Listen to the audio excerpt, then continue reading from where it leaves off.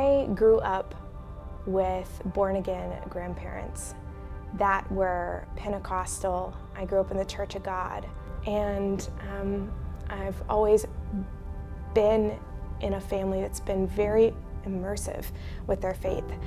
So I think that the turning point to really start to kind of pursue God and pursue a stronger relationship and to elevate my relationship with Jesus Christ was when I went to my MFA. That program, during that time in my life, it really and truly tested me because there were some people in the program that bullied me because I was Christian. I was sort of ostracized from the community and pushed to a point where I really started to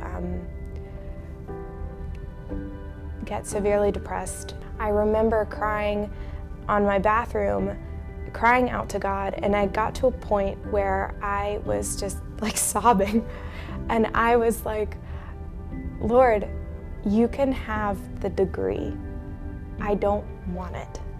I was like, I just want you to save me and remove me from this place. And then I went to my composition director's office and talked to her about it, and then I went to my thesis advisor and talked to her about just kind of the agony that I was in, that I needed to be rescued. And they were like, you have just enough credits to graduate this semester. And so I went back home and I was praying to God, and I was like, okay, God,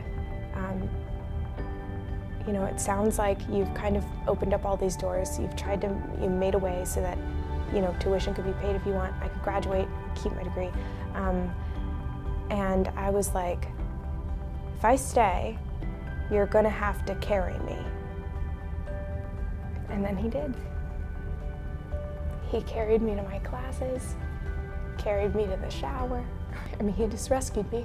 And I think back to that psalm that David talks about, where he's pleading God to bring him into a spacious place. And that's what he did. He brought me into a spacious place. I was able to graduate early and move back with my family, and an incredible amount of healing, and just the space to kind of become myself again, because I had lost myself in those 2.5 years. I've always kind of been an anxious person, so I've always had trouble with anxiety. And my grandmother, she always gave me to keep in my back pocket 2 Timothy chapter 1, verse 7, for God hath not given us the spirit of fear, but of power, and of love, and of a sound mind. And I, to this day, use it anytime that I'm feeling really anxious. And I'm just like, okay, like ground myself. I want to be baptized because I want to publicly declare my love for Jesus Christ and that sort of union. There's an overwhelming sense of love, belonging. You belong to the family of God. I'm just really grateful. I'm grateful to get a full life. I'm grateful to get that love, to get that grace, that mercy whenever I mess up, to get all of it. You know, such a beautiful gift.